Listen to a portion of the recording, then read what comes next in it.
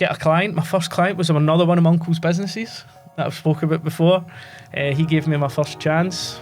Thankfully, seeing him his nephew, and he dragged me along to that conference. So, and for that point up until when we got Brian in the fold, I was kind of carrying that on my shoulders, and I probably got to about 6, 7, maybe even 8 clients of my own, all over the UK as a consultant. My daughter was born. I was doing my diploma at the time, which was a night course at Brighton Business School. So I think when Brian sat down and had the conversation around, I think I can help you. Yes, I was like, you better believe it. You have no idea how much I wanted to hear that, you know. People think when they start a business after looking at people online that it's easy, in the sense that it's easy to set up, it's easy to run a business, look at all these people making money. But you just mentioned you're working during the day, and then once the kids are in bed, you're working at night, probably working weekends as well. There's no getting away from it. Like, it's fucking solid. It's so difficult. Like, you're learning on the job. Watch all the content you want in the world, but see, until you're thrown into it, nothing quite prepares you for actually doing it. And, you know, having a client in your ear giving you a hard time about something and try to still grow the business. Just, there's a million and one things. Yeah. There was times throughout that 18 months where I would finish my work and think, I really just want to lie on the couch and watch Netflix. I can't be fucked. Yep. But you just get yourself through it because you think it takes me that step closer to where we're trying to get to. So it is just stop talking about it, stop watching things about it, stop reading books about it, and actually just give it a try. Hello and welcome back to the Built Different podcast with your host Stephen Pettigrew. Today's guests are Brian and Barry from Jolly Media Marketing, and they also have a podcast called Risking It All, which you should definitely check out as well. You're going to get a lot of insights from this episode, from starting a business to those guys teaming up and actually the podcasting world as well.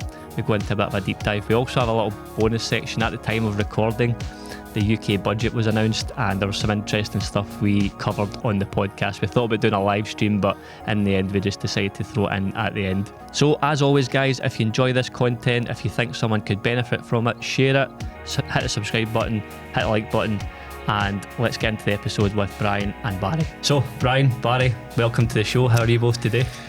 Fabulous. Feels a bit strange being at this side of the table, but aye, all good on my front, mate. Aye, looking forward to it. This is a wee change, a wee treat for us. That was what I was going to say, because usually we're in this studio, and the last time I was here myself was with you guys, and you interviewed me, and it was a really, really good conversation. I took a lot from it, and I thought it'd be really interesting to get you guys on. You guys own a media company, and we'll get on to all of that. You do your own podcast, as we've mentioned, and it's been pretty successful. I think you're already in the top 1% with all the episodes you've released. So yes, we are. Keep going. The ego's getting bigger and bigger. The magic number's 21. That was our goal. It is. I've got the same goal actually. Aye. It was remarkable to me, to be honest, when I learned that. I don't know if it was Cam that told me or if I just encountered it online, but even building on that is something crazy. Like 90% of podcasts never get past episode 1. Which to me was probably the most staggering stat. Like, so obviously by the time this goes out, you'll be in the top 10% because you've got a few. Hopefully. But yeah, the stats are crazy when you look at them. It is nuts. There was we'll talk about podcasting a lot in this episode because I think all of us are passionate about it. Yeah. There was a guy I was listening to the other day. So there's a podcast called the Spencer Lodge podcast. He's based out in Dubai. Really successful sales guy, and he had this guy on called James Blurt, and he actually trains people and gets people set up for the podcast. That's what he does. Wait a minute. Sorry to cut in front of you, right? Is he the guy who co-hosts the James Sinclair podcast? Yes. Oh, God. Mate, I tried to find him no long ago. I'm obsessed with James Sinclair now, right? I follow all his stuff. And I was in the car and I was like, who is this guy that sits beside him? Tried to find him online. I was literally Googling, who is JB from the James Sinclair podcast? And I couldn't find him at all. And then I heard somebody saying he's like, he does what we do, but for podcasts. Yes. So James Blurt, his name is. I'll give his details later. But he was saying that I think there's like 10 million active podcasts, but when you distill that down even further, there's only 300,000 episodes released a week. Which means that out of that active podcasting platforms, there's only 300,000 that are releasing an episode every week or every 2 weeks. Right, okay. So it's actually not, there's not as many people out there as I thought anyway. That was a stat that kind of blew my mind a wee bit. So it's a great tool. But before we get into all of that, before we get into obviously Jolly Media, wee bit of backstory. We'll start with yourself, Brian. What kind of got you into business in the first place? I know you didn't go straight in, but you maybe had some entrepreneurial traits when you were coming through the ranks. So Barry and I have been mates for over 20 years now. Grew up in the same town, just kicked about with the same group of boys. That's a stat that blows my mind as well. Over 20 years, we're getting old, listen, aren't we? I've got the fucking I've got the greys and the lacquer here to show for it. So, I depending on how far we want to go back, right? But I initially left school. School wasn't for me at all. I was the epitome of. I've got a book that's failed, guys. It's live podcasting for you. Right, let's sort that. Was that your Stephen Gerrard book? Right, all good, all good. Right, where was it? So I was the epitome of a class clown. School wasn't for me at all, but I just didn't know what to do with my life, so just prolonged it. Eventually left school and tried to join the army. Army pretty much knocked me back. I was suffering from migraines at the time. So I was a bit like, right, what am I going to do with my life now? Went back to school and then extended my school period and infamously among my friend group done a 7th year. Eventually the head teacher just took me aside and was like, what are you doing here? Just going to fuck off and stop creating hassle for the school. So my now wife, who was my mate at the time, much to my demise, she still claims to this day that she was responsible for the successful career that I had in contact centres, because she referred me to start work in a contact centre in the industrial estate where we are now, in Tannockside. Spent 20 years in contact centres, or just under 20 years. Worked at British Gas for 15 of those years, across a whole bunch of different roles. Ended up managing kind of a couple of hundred people towards the end of my tenure in contact centres. Did a bit of change in project leadership. Was made redundant in 2019. And then I felt like when I get made redundant for British Gas, I pottered about for a while. I just didn't really know what my next thing was going to be. I think I had about 4 or 5 different jobs in like an 18-month period. And then I can't for the love of me remember how we actually got into conversation about potentially doing something together. But it essentially led to, so Barry at the time had started Jolly Media Marketing, was running it with a couple of his family members. Me and him had been in discussion about doing something separately together. Mm-hmm. Something around consultancy and CRM consultancy specifically. So I had a couple of meetings, met down the Hilton in Belsill, about how we get this going and how does he balance that between fucking 800 other things that had happened in his life at the time that I'll let him tell you about. And then just became a bit inquisitive about his marketing agency, started to ask questions about that. How is it? How do you find it? Started to do a wee bit of research on that, did a wee course online and thought, I actually quite like this. So probably made a bit of a pitch to Barry that I had something to bring to the table, not really knowing what it was at the time. And then I guess I haven't really looked back since. I've subsequently both ditched our jobs and are now trying to grow a business together, and I guess are doing a pretty good job at it. So that's the history of me and how it came to be, I guess. He didn't need to give me much of a pitch, to be honest. He was in straight away. But I mean, I can elaborate on a few different points on the Jolly Media side, but... How did it start then? So what was the kind of reason for starting it in the first place? Reason for starting it, yeah. So kind of giving you a bit of a rundown of me before I got to Jolly even. So I was a fairly good student, not a studier, but was fairly decent with grades and went to university. I was a maths and physics guy. My dad was an engineer, so I think I passed me on something there. Right. But and already 30 seconds into the conversation, you probably are starting to realise why the dynamic that exists within our business exists. He's the brains and I'm the mouth more often than not. You're the beauty. Aye, well, I don't know about that. Wouldn't be hard, mate. You might be. But yeah, don't underplay. We'll get on to some of the stuff you do, to be fair.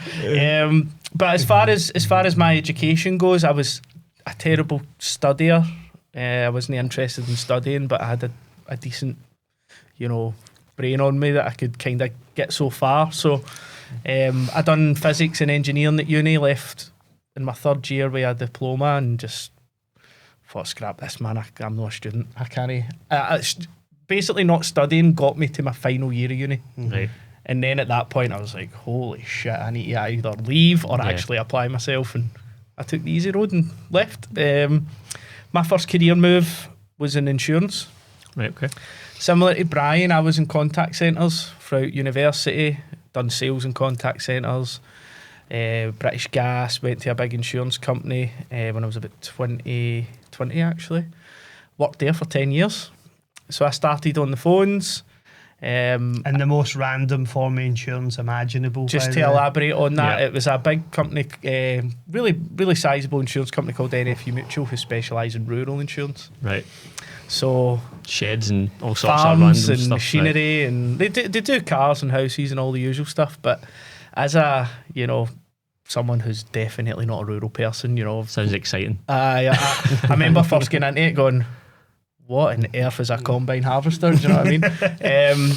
But 10 years later, you kind of get weathered to it. So done my time in there. For the last 4 or 5 years of that, I was a consultant. So I studied quite hard, went to business school, got a consultancy diploma, and I was all over the UK consulting business owners how to improve all their systems and processes.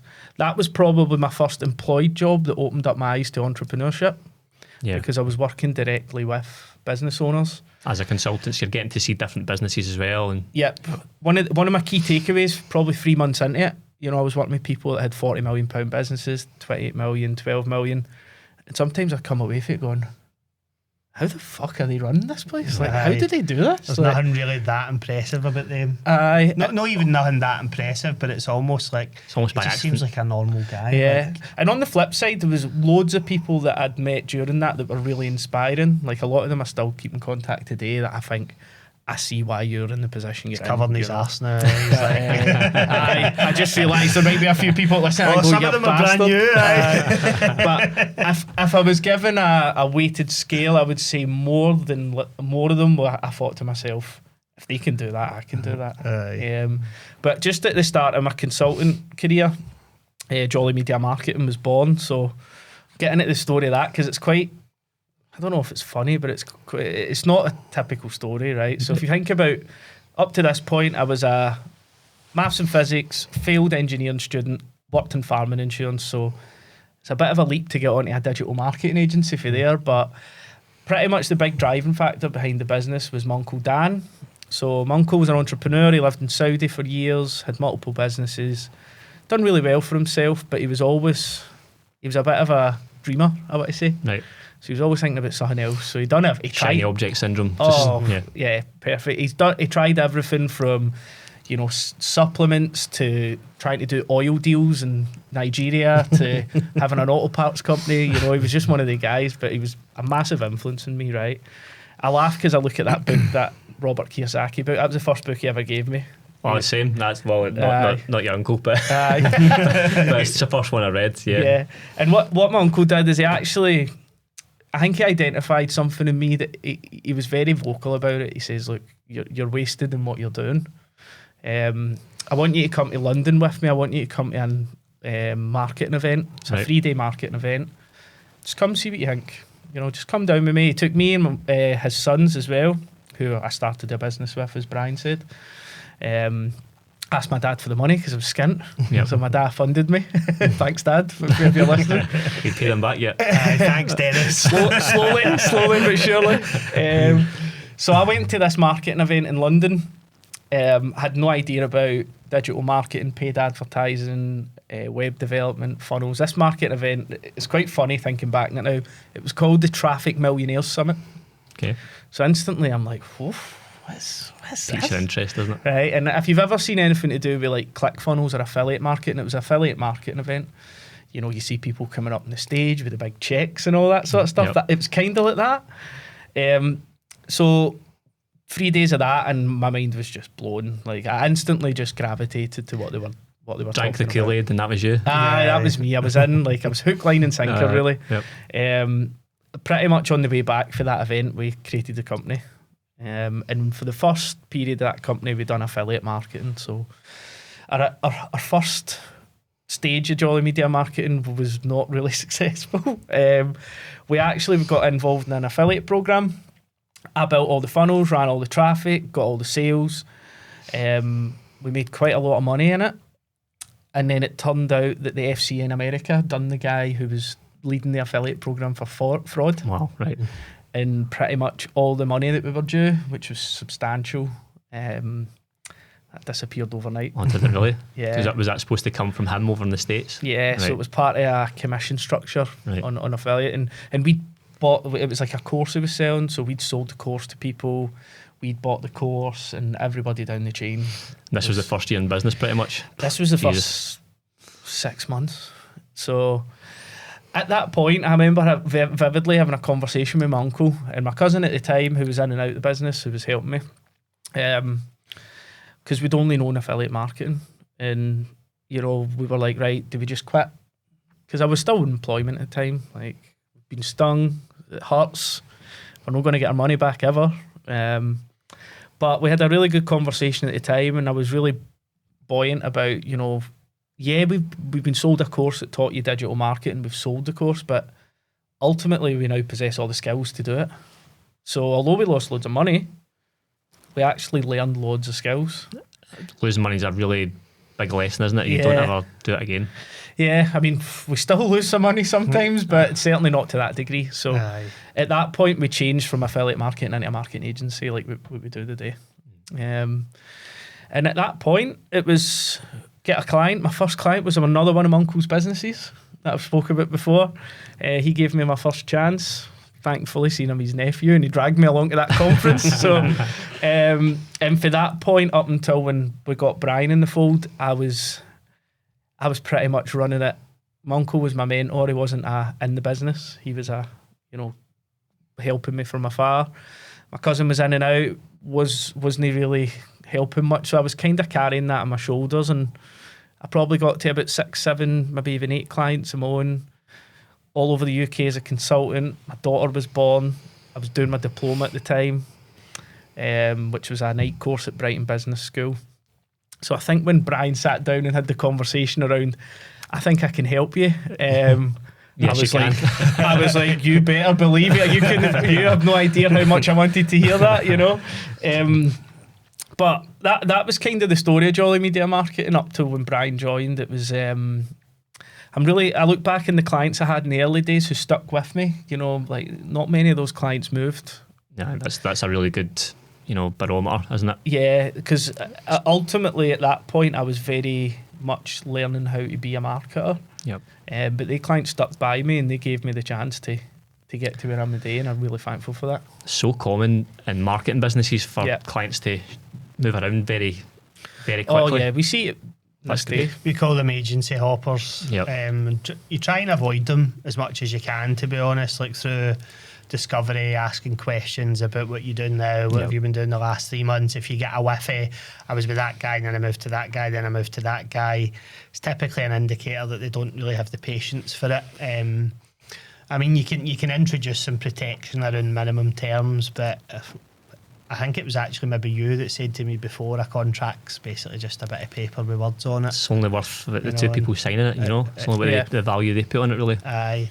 And as I mentioned before, Barry gave his journey up into this point. I remember vividly in the Bellshill Hilton again, sitting down with him, and I was like, so talk me through everything you've got on there now. And he was like, right, I'm working full time, we've just had the wee one, I'm learning this business degree at night, I'm running Jolly Media Marketing on the side. That at the time I was just dotting about from job to job, trying to find my next thing, and being a bit like, are we so fucking calm about all of this? Like, I feel like I'm definitely the melodramatic one of the relationship as well. Everything's a disaster to me, whereas just nothing bothers him, just takes everything in his stride. It's a good dynamic to have though, isn't it? Because if the both of you were just placid, or the both of you were like super hyper all the time, and the world's going to end, it's not going to work. I think that's probably one of the reasons that we get on so well, is that dynamic. But ultimately, back when I think about the first time I opened, I'd never really shared what I was doing to that degree with someone. So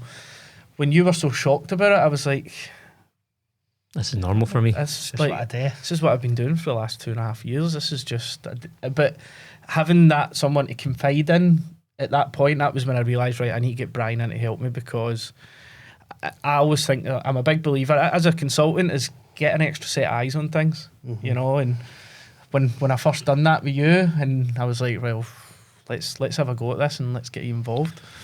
Yep. And you know, very sadly, after I agreed to join, again part time, I had a mortgage, you know, kids, etc. at the time, so I couldn't quite throw myself right into it the same way that Barry couldn't until we had the assurance that it was going to work. But it was like, right, I'll have a chat with the missus, talk a bit about sacrificing some family time at night to try and help you get it off the ground. And me, him and his uncle then had a catch up together. His uncle obviously was a shareholder in the business, and you know, had a really enthusiastic meeting in the Bellsill Hilton, and sadly he passed away a couple of days after.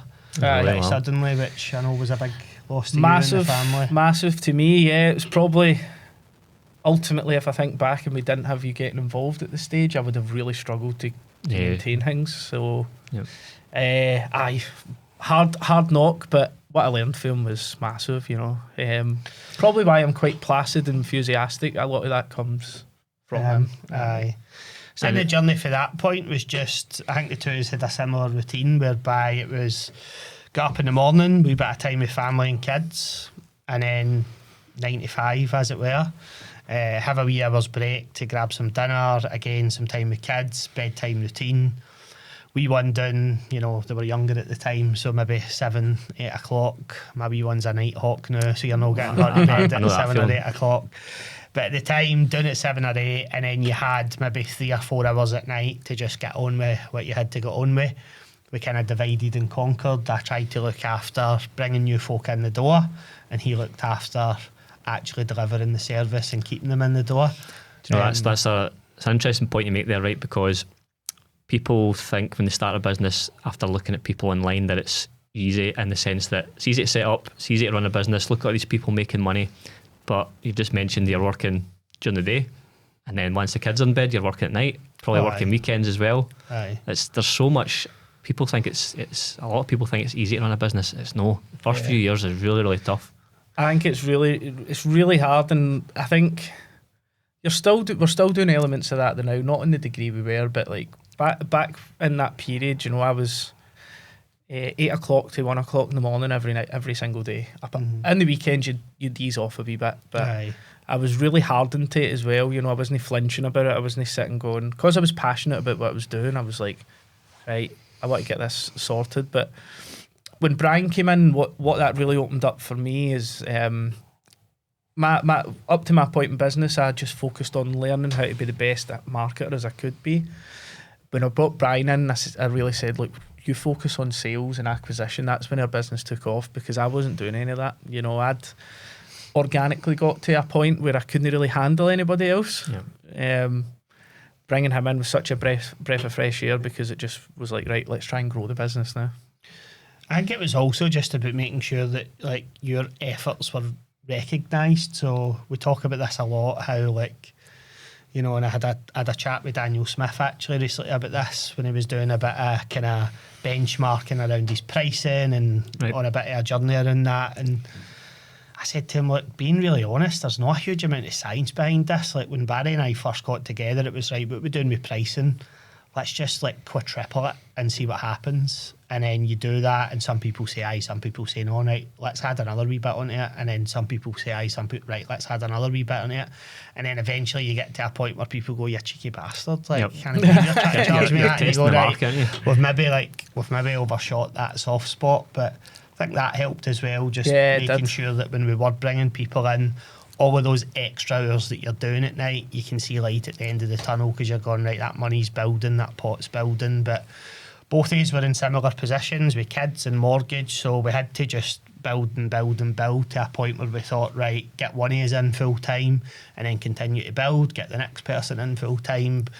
That doesn't happen overnight. That was the best part of 18 months really of living life like that. So to your original point, mate, it's, you don't, you know, all the gurus online will tell you, just fucking jump into it, get a laptop, start business, and before you know it, you're earning 10 grand a month in profit. I wish it was that easy. I guess for some people it might be, like, circumstance drove a lot of that. Like, you can't really just go, I'll throw away my 50 grand a year salary and just go for it, and what will be. Like, see, you've got kids, like, again, even like, say, Hormozy and a lot of other people, they've not got kids, so they can tell you that they can work 16 hours a day every weekend and all the rest of it. They've not got kids, and obviously he's super successful, maybe an outlier, right? But if you've got kids and stuff and you've got a mortgage, you can't go at the pace that maybe other people can go, and you can't really compare yourself to these guys. I certainly try not to. Yeah, I think it's a good point. I think I don't know if the fact that we were maybe late 20s and early 30s by the time we started planning all this out, we were probably a little bit more, I don't want to say risk adverse, because we do quite like risk, to be fair, as a business, but we were a bit more sensible about it, babies and mortgages. But we kind of planned out, right, the minute we hit this revenue profit figure, pull the trigger, you're in. The minute we hit this one, you're in. The minute we hit this one, first recruit. So we've just kind of plodded through the first couple of years in business like that, so. But there's no getting away from it. Like, it's fucking solid. It's so difficult. Like, you're learning on the job.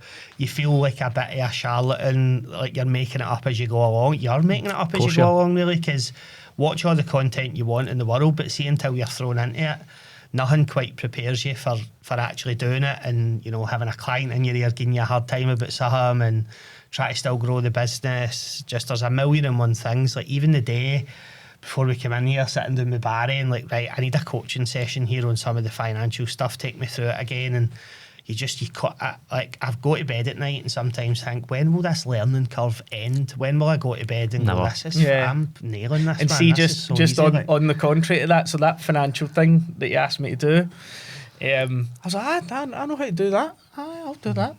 So I put a Loom video on, like a recording, put it on, started doing it. I was like, fuck, I don't know how to do this. And then I had to can the Loom recording. So I am with you. Every day is a school day, really. But there's levels, isn't there? And we're learning all the time that some of the people that I've worked with in the last 2 or 3 years I've learned stuff from them that I never even knew was a thing. I've recently, in the last couple of years, learned about restructuring businesses, and it's a lot more straightforward than I thought it was. But if I was just thrown into that without any mentorship or knowledge or somebody that's done it before, wouldn't happen. I'd make an absolute arse of it. If I was giving anybody advice, right, maybe just to summarise the journey that we've been on, and for anybody that's listening and thinking, I'd love to do that. I'm in this job. And I wasn't one of the guys. I wasn't in a job that I hated. I was maybe trying to find my next thing, but I earned great money. I, for all intents and purposes, worked 4 days a week. I had great flexibility for my family. It just wasn't enough for me. I just needed something else. So there will be people listening thinking, how do I go about doing that? Like, the thought of it just blows my mind. We've spoke about it in our own podcast, and there's a real theme of us having now interviewed 30 plus really successful entrepreneurs. They just do it. They just get it done. Like, watching content, watching YouTube videos, listening to podcasts is great, but it only gets you so far. You actually need to just sit in front of a computer or whatever your chosen trade is and get the job done. Just try it. It's James Fleming that always says it, and I think he released a book recently that's titled, "You can have cess or excuses, you can't have both. If it's important enough to you, you'll find the time to just get it done."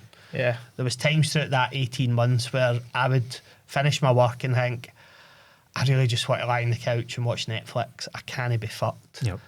But you just get yourself through it because you think it takes me that step closer to where we're trying to get to. So it is just stop talking about it, stop watching things about it, stop reading books about it, and actually just give it a try. You'll fuck up.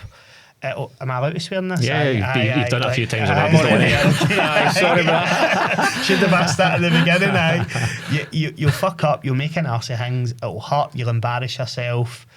But life goes on. You're yesterday's news in another 30 seconds, so just get on with it, and stop talking about it and thinking about it. I couldn't agree more. I think, again, people's personalities are different, but you've already said I'm quite chilled and quite placid. That might be externally, but there will be times, and there's been loads of times in business where You know, I've had those moments of doubt. I've had fear.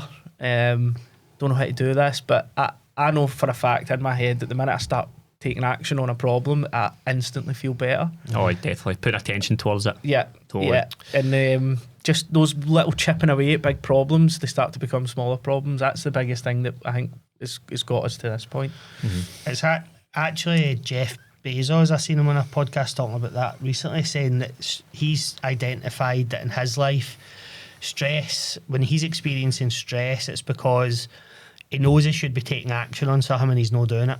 So in your head, it starts to manifest and you think, I should be doing that, but I'm just burying my head in the sand. Procrastinating makes the problem bigger than it actually is. Exactly. So I honestly can't speak enough for just get it, just try and get it done. It's not even get it done, because it's try and get it done. Like, and if you don't know what you're doing, that's when you then maybe dip back into the content and go, right, I need to do a wee bit more research or speak to a mentor or a business partner.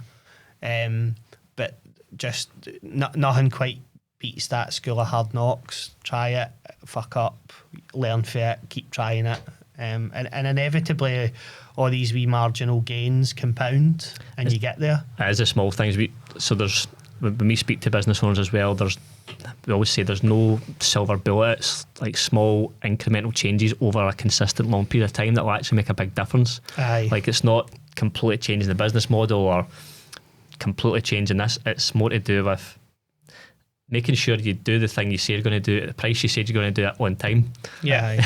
Pretty much that's business. It is, mate. Aye, and I'd say probably for the first 6 or 7 months of actually trying to do it, I wasted so much time trying to research. There must be a quicker way to do this. I must just be missing a trick. We must be missing a trick. Can it be this difficult? There must be people who have this secret outreach method that nobody yet knows about because they're keeping it to themselves, and I need to find it. You just waste your time. There is no silver bullet, to use your term. It's just you need to compound the efforts every day. And every business is different. You'll see that with the clients you've got. You'll have various marketing strategies that you can deploy, but they won't work with each client, I'm guessing. You'll need to adapt it for each client you've got. I'd love it to just be a lift and shift. It would be brilliant. But copy and paste job. Yeah, it never works out that way. I think that have been versatile in what we do. Marketing's a prime example because market conditions change, spending habits change, everything changes. Businesses change, everything changes. So having versatility in what you do, you can only be versatile if you're going to actually do it. So I think that action taking just drives through everything, really. Like we serve a particular niche, and there isn't a week that goes past where we either sign a new client or have a conversation with an existing client, and maybe you're talking to them about a testing strategy, and they'll say things like, well, why are we having to test? You're supporting a whole bunch of other people in the same sector. It's like, I know, but you're not exactly like them. Well, we both install renewables. I know, but prices are different.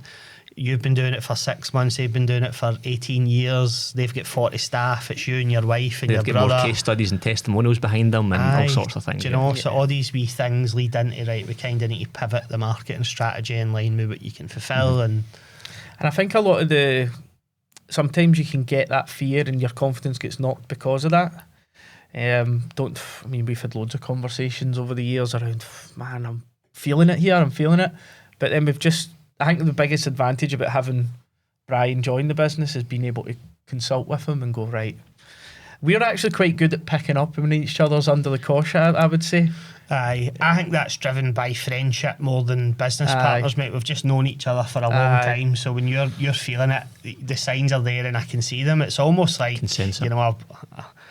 with your wife. I hesitated in saying that, right, just for obvious reasons, but like, thanks, that's really, really, I appreciate that. It's like the classic one when the wife's storming about and you say what's up and they go nothing. Yep. You're like, right, well, I know something's up here. Up there. It's that same sixth sense that you've got that something's not quite right here. And I think for anybody who's maybe trying to go it solo and doesn't have that other person keeping an eye on them, like that was me at one point. And my biggest mistake probably when I did feel it at the time was just no telling anybody. Yep. So if it's a family member, a brother, a sister, a friend, whoever it is, just don't suffer in silence, because getting that advice is even a couple of, so I was at an awards dinner on Monday, and it was it's actually the Go Radio podcast, Sir Tom Hunter and Lord Rolly Hockey. Right, like two mega successful guys. I think they must be hundreds of millions of pounds worth each. I think they're on the top rich list in the UK or something as well. And even they were on the stage saying, like, entrepreneurship is lonely. You need to be able to find somebody you can speak to. So even people at that level who've had loads of failures as well, like not everything for them has been successful. They had to make loads of mistakes as well. But even they're saying it's lonely, and they confide in other people around them. So if you're absolutely struggling with something, starting a business or working in a business, there's people out there. The people best to confide in is actually your peers, other business owners, because they can completely understand what you're going through. I can already quite young in business. I get that, mate, because like your family members, for example, and even your close friends circle, with the best will in the world, they see the highlight reel. Awards dinners, overnights, and all the great things that get, travelling here, there, and everywhere that comes with business. But they really don't understand, like, to the point that we've spoke about earlier, that 18 months of doing fucking 12 to 15 hour days where you just want to chill and relax. And probably struggling to pay yourselves, suppliers, your staff, whatever. It's tough. There's always something to be stressed over. But that's where I'll be melodramatic and act out about that stress, and Mr. Cool just takes it in his stride. We're probably both feeling the same stress. I just act out in it a wee bit more like a Wayne. But I get that. It's, although they're supportive, and of course it's like, we want you to win and want you to succeed, they don't really understand what it is that you're going through. And I think now we're quite a bit into this now, but I think one of the things, if you are starting a business, is, obviously think about the good things. I'm going to build a business, I'm going to build my life, it's going to be great, but go into it with an acceptance that it is going to be stressful. Because I think a lot of business, we see all over the place on LinkedIn and stuff like that. You see people just, the world's against me, I'm the biggest victim, it's not my fault, I'm losing all this money, it's somebody else's fault. For me, that's like, that's the biggest red flag of any business owner out there. If you go into it fully enthusiastic with an acceptance that you're going to have a few bumps in the road, I think you'll be fine. And don't try and screw anybody over. If, like, business is business, but you don't go into it trying to screw people over. And again, going back to that point you made, Barry, we've made deals in the past where we think somebody's, I think I mentioned it when your last episode done with you, you think they're a certain way, and they give you a face in the first few weeks and months because what we can do for them is pretty special for them if they need it, but they then revert back to type. And there's one guy in particular who's just went off the radar with us, and there's no explanation to it, and it's like, okay, that makes sense. Should have seen that coming. So we even at our side, we're learning all the time, and it's hard to pick up on these little traits sometimes. I think there's something to be said for, like, and I guess, that this is arguably doing a bit of positive PR for exactly what it is that Monopoly Capital do. But I don't really want to speak for Barry, but I know that we've spoke about this privately before anyway. Like, and again, like on our podcast, we're always asked, like, how are you making partnership work? It's so hard, and never get into a business with somebody else. And I mean, when you cut through it, right, Barry handed a bunch of equity to me at a point where he had an established business. It wasn't at the size that he wanted it to be at, but he'd got himself through that really hard startup period. It's almost at any point in business, even if you are going it alone, stop them and going, right, if I'm really struggling here, is it because I don't have somebody that has the complementary skills that can help me take it to the next level? And actually, if I give away a slice of equity, will my proportion be bigger over the next 3 years or 5 years, even if I own less yet? If the answer to that's aye, then don't hesitate to consider that. Like, and that goes for them, then, not even just the shareholder value part. You guys have found this is why you've done it, I'm guessing. It's to remove a bit of stress, bring a different skill set in, allow one needs to go on holiday without the other one panicking that the whole thing's going to fall down. Like, there's so many benefits for bringing a partner in. Don't get me wrong, I've had partners that haven't worked in the past, and so was my other two business partners. But when you find the right people, it's like game changing. Yeah, I couldn't agree more. You know, I think at that point that happened as well. You know, I'm not an experienced business owner at this point in time. You know, equity's equity. I wasn't exactly thinking I'm giving away all this money or anything like that. But instantly, it was an easy decision for me because, you know, Brian came in, worked his socks off for 6 months, and he was messaging me at midnight in the laptop when I was in the laptop doing projects. You know, when it came to deciding that, it was an absolute no-brainer. Like for me, you know, I didn't flinch. You know, and I would have done it all again in a heartbeat. And for me, that was about what value he brought, you know, and thinking about what value you guys bring to businesses. If there's any business owner thinking about giving up equity, if you can see the value in it and you've got trust there, exactly like us two. Like you used to done, yeah. It was a no-brainer for me. Aye, and having a think about some of the right, you know, again, Jeff Bezos and, you know, even Elon Musk across his businesses, probably find that if you looked at their percentage when all said and done now, they're owning like 4% of a business. I mean, the business is worth $1 trillion, so they're doing all right. But did you see I actually seen a clip on YouTube. I thought it was quite good. It was Jeff Bezos, and he was going, so I own 16% of Amazon. Everybody talks about my net worth, but I've actually, you know, it's worth, say, $1 trillion. Everyone talks about how much money I've made, but I've actually made 840 billion for other people. Yeah, aye, which is quite an interesting way to put it. I think I've seen the video you're talking about. Like some of the early stage investors made an absolute killing. Yeah, from buying in early. I think they invested. They were needing like £1 million or something per investor, and people are obviously have made a killing. Yeah, his parents, I think, shelled a couple of $100,000 in at the time, everything they had, and I've got to think that was a solid investment. I don't quite know what their net worth is, but it's a bit of a leap of faith, though, isn't it? Especially back then, because the internet wasn't really even a thing. Yeah. Okay, so before we go into podcasting, we might have a wee special bonus bit at the end of this episode. We'll see how we go in for time. But what's the plan then for Jolly Media Marketing as a business? What's the kind of longer term goals for you guys? So probably twofold, really. There's a bit of a strategy around what do we do with Jolly Media Marketing as an agency and creating a vehicle that produces cash flow for us to then do maybe some other exciting things. So with the whole Jolly Media Marketing piece and growing that organically, as we've discussed, there's no shortcut. You just need to keep at it, keep getting the right team members in place, invest time in them, upskilling them. You know, we've did that with a couple of team members this year already.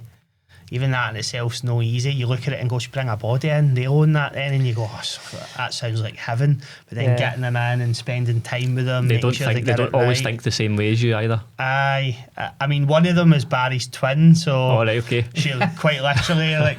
But she think differently. She has different character traits to me, but it is challenging. You know, even. I mean, she's done great since she's come in, but, you know, that's a trusted person. You know, the direction of travel that we're heading on, as Brian said, is about, you know, scaling up that as a business. You know, we've done it in a laptop, we've done it in our first office, we're now in our second office, we've now got four people. You know, our ambition over the next 3 years is to actually scale that into a real proper agency. It is a proper agency now, but one that we can grow and really try and dominate in that sector that we're in. Yeah, because you can offer different services and to different types of industry as well if you've got specialists within your business. And I think, you know, we had a conversation about this recently, Brian. I think we'll actually improve our service by allowing us to excel a bit more at what we're good at. You know, Brian mentioned about his career managing teams of 200 people, me as a consultant coming in and looking at things from a bird's eye view.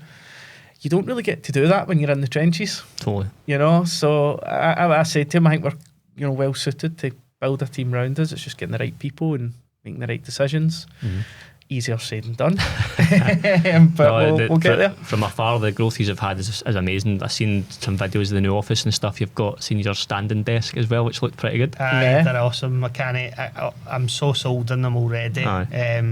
such a simple thing to just be able to stand up for 10 minutes. But mate, they were dirt cheap on Amazon. They're good, like £100 honestly, they're brilliant. Nobody's really been on the beanbags very much, have they? Nah, they've no. We've tried to go all marketing agency and go right beanbags, whiteboards, try to get like Google head office vibe about it. And then I think just, you know, having a chat with you and Jamie and a few others on our podcast and doing a wee bit of research ourselves over the last couple of months or so, and being introduced to that whole M&A world, and again just getting over that like feeling like a charlatan and God, we can't do that, God, that's too ambitious, and going, well actually like it really isn't. When you break through it, it's like, as we've discussed, just put in the reps and take a wee step closer to it. So that's the exciting stuff that we're having a chat through around, you know, potentially that does offer a wee shortcut, but you kind of need to get your agency to a certain point where,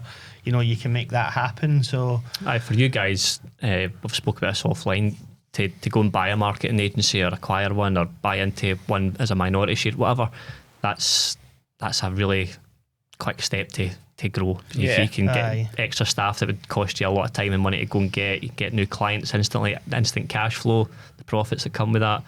You're lucky you know me, so I can help you broker the deal if you need it. Quote, timestamp that, I'm going to hold on to that. Talent acquisition's a real challenge in our world, and you know, his side of the business in particular, real technical roles that just require somebody that can think in a certain way and communicate. Like Barry's one of the rare people that you meet in life that's really smart but can also communicate. In my experience, you get one or the other. Totally. You very rarely get people that can do both. So recruiting's a real challenge. I think acquisition's appealing not just from a P&L perspective, but also just in acquiring talent that ordinarily we would need to spend a year finding somebody, bringing them in, you know, embedding them into the culture, getting them upskilled and how to communicate and all of that fun stuff. So hopefully an exciting couple of years ahead is. But it's been a bit of a slog to get ourselves to this point. Oh, he's done really well. So on to podcasting, because we're obviously recording this now. I actually got a bit of inspiration for you guys, having been on your show. Good. I've seen this studio and stuff, and I thought, let's do this. I've always wanted a podcast, but you kind of think it's more complex than it is, and there's a skill to it, and I'm learning that on the job. But what made you guys get into podcasting? What was the thinking behind that? I think I'll pass that over to you, Brian, because I'm pretty sure it was his idea. I had been thinking about it for a while, in the sense that, like, when you get involved in business, you engulf yourself in that whole, I need to learn more, I need to have that growth mindset. So, and have just always enjoyed podcasts even before business. And then our other co-host, Andy, I think genuinely, mate, me and him were at a party somewhere at a function, and he randomly just said to me, mate, we should all start a podcast. Like, it wasn't quite 4 a.m. in a kitchen somewhere, but it was definitely, there was a few beers had we been don't have 4 a.m. in a kitchen anyway. And then it just went for that to me then speaking to Barry about it and going, well, let's have a chat about it and we'll see. And we started doing some research. We had our first office at the time, and naively we're like, we'll just buy the kit, rig up a corner of the office. How hard can it be? Now, as someone who, like, my mindset's very problem solving, I was like, oh, all day, let's do it ourselves, easy peasy, just give me a bit of time, I'll figure it out. I threw the towel in rapid on that one, because so much time and effort. I mean, so we started doing a bit of research, and part of that was, well, let's not go ball deep on buying the stuff until we figure out, is there an easier route? So literally got Google up and Googled Podcast Studio Glasgow, came to see the man behind the curtain here, Cam and Mark. And the minute we walked in the door and seen the kit and the setup, and then subsequently left and found a few podcasts that had been recorded in here, we're like, let's not be stupid here. Yep. There's no way we're going to compete with this technically. The experience that the guys that own the studio bring to the table in terms of just coaching you through what to do, what to say, how you upload it, all of that fun stuff. So I thought, between us, we can make it fairly affordable, as in between our business and Andy's business. Let's try it for 3 months, see how it goes, try and get to that episode 21. And then I guess once you're used to this way of working, you're never going back to. Yeah, definitely best decision we made was getting the guys to do it for us. But again, like that decision process, I think it rings true to what we were saying about earlier. So, you know, want to do a podcast at the party? You come to me, want to do a podcast? Aye, let's do a podcast. Right, we're not going to do it ourselves. Let's get a studio. We all had doubts in our head, right? We've never done anything like this before, ever, right? We spoke to millions of people, but not like this. I remember the first time we sat down here, I was like, Cam, what do we do? What do we do? Cam, do I look here, there? Like, what's going on? Is the mic too close? Is it far away? We had no idea. You know, we just kind of get stuck into it, and we've just stuck at it ever since. I think one of the things getting into podcasting, I had no real expectations. Definitely didn't. I just wanted to have fun, really. Because we do enjoy chatting to people and hearing stories. Probably the biggest thing that I've taken away from it is just how much you learn yourself. You know, from your guests, from everything else, right? From even like mergers and acquisitions, we would have never thought anything about that until we had you on the show, right? And we learned all that from you, which is brilliant. But every guest that comes on, and sometimes if you look at these people from afar, you think, man, this guy's never going to speak to me. Why are they going to come speak to Barry or Brian at Jolly Media? We had people phoning us, like just within really 5 episodes, you had people reaching out going, can I come on? You're like, nice. Aye. Yeah. Like, and I think that helped us a little bit in regards to the whole fear of it. Gives you the confidence that people are actually resonating with this content. And you get a wee comment somewhere, or somebody would ask to come on that you think, oh wow, like. I think the one advice I would give people, because it almost seems like a bit of a buzz thing now, like, oh, I'll start a podcast, that'll be good for my personal brand. And even if you're hiring it, or facilitating it through like hiring a studio to help you, if you're doing it properly, it's hard work, especially if you're running a business at the same time. You know, I probably went into it quite naively, thinking, well, if they're recording everything, editing everything, we'll just get a file, put it somewhere, and that'll be it. We forget about it. And there's no a huge amount after the fact that you need to do beyond that. But all of the wee bits add on, creating a title, creating a thumbnail, you know, getting it uploaded, doing a bit of shorts, doing a bit of PR in the episode, all of this stuff that you've still to go through, mate. I've been through a little bit of that, like the technical bit about going through the episode and picking out your clips. I've done that the first couple of episodes, and it was horrendous. It took so much, it took hours and hours, because it's an hour's podcast and you're going, I don't like that clip. Thankfully, Cam's got a wee secret AI function where you can use the transcript. Pick out the timestamps that, oh, that sounds interesting, let's use that one. So that was a big moment for us, because we, I mean, wasn't anything to do with Cam or Mark in the studio, but just having to go through everything, it was killing us, wasn't it? Aye, it was. When you're trying to do it as something as a wee bit of a side gig that complements your existing business, you want it to have no a huge amount of contention, because you just don't have the time. So I'm not trying to put MD off in any way. It's been amazing. We've really, really enjoyed it. And again, if I'm offering up advice, it would be like, don't fall into that trap of worrying about viewership. How many people are seeing this? How many people are hearing this? How do I get it sponsored? It's not going to happen within the first year, so just forget about all of the KPIs. Get it out into the ether. It exists forever. It will compound over time. We're definitely, I think, starting to, you know, for a whole bunch of reasons, yield the benefits of having ran ours now for 10 months or 9 or 10 months. The most obvious one being meeting brilliant people that have achieved great things in business. So you're just, without even realising it, your Rolodex that you're creating is just like, you know, when you're we leveling think up all the time. And I think this kind of space, you know, as a host, I find myself really, really attentively listening. So I think you actually absorb a lot more of what people are saying. Totally. You have a conversation now. I sometimes have a conversation with business owners, for example, for whatever reason, buying the business, just working with them, and their phone's going constantly. They're not engaging with you. This kind of platform allows, as you say, just have a conversation. Like, that's such a lost art now. There's something quite refreshing about coming in, phones in the jacket, turn them off, sit down, right, we're going to talk about, you know, your story or whatever it is we're going to talk about for the next hour. That's something I've really enjoyed. And not having, as Brian said, not having expectations.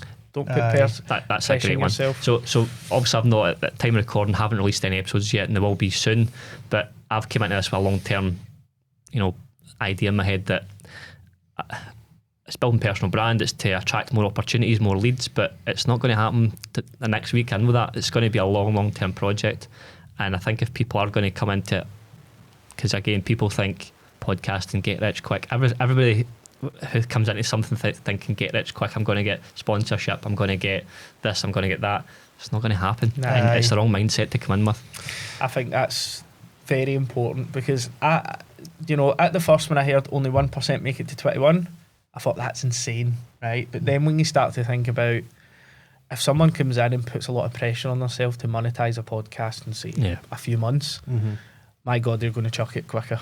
You know? So, yeah, have fun, pretty much. That's what we went into it. And just try and make it as something that's as enjoyable as you possibly can, and don't think, right, I'm doing this to grow my personal brand. Just do it to have fun with it, and your personal brand and credibility will grow in line with that. Like, we're definitely starting to get more and more people now saying, oh, I watched X clip, or I seen you on that podcast talking about, and it just, I don't know what it is, right? But even in my own psyche, when I see clips of people on podcasts, whether they're the thickest people in the world or no, I immediately jump to, they must know what they're talking about. Credibility, in their authority. sector. Yep. It's like a bit of an authority figure within your niche almost. But it's just a fun thing to do. So you just sit and blather into somebody, and it is a bit cool as well. Like, there's sometimes I'm driving about the car with the wee one, and one of yours will come on, and she'll be like, is that you, Daddy? Like, is that your voice? And I'll be like, aye, it is. That's, we go to the studio on a Tuesday, and then she'll tell her wee pals, and that feels nice, even out with business. So if anybody wants on the Risking It All podcast, they'll get in touch with you. It's been great having you on. It's been a really interesting experience being the other side of the desk from you guys for a change. A lot of exciting stuff you are doing. If people want to reach out to you to get in touch and become a client or potentially an acquisition target, where's the best place they should head to? I think we're quite visible, but obviously jollymediamarketing.com is our website. All our socials are on there. Facebook, Instagram, TikTok, LinkedIn. I think we cover all bases on it, really. Carrier pigeon. If the deal's really good, chat the door. Come see walk us. in. And then obviously me and Brian, LinkedIn as well. Just we're always quite available and happy to have a chat with Andy. So. And we'll get your details on the show notes and stuff for people to get in touch. So and thanks guys, for having us on. Brilliant. I really enjoyed it. Pleasure to have you on, guys. Thank you. Brilliant, Cheers, mate. Thank you. Right, cool. Thanks, mate. Cheers. Thanks a million.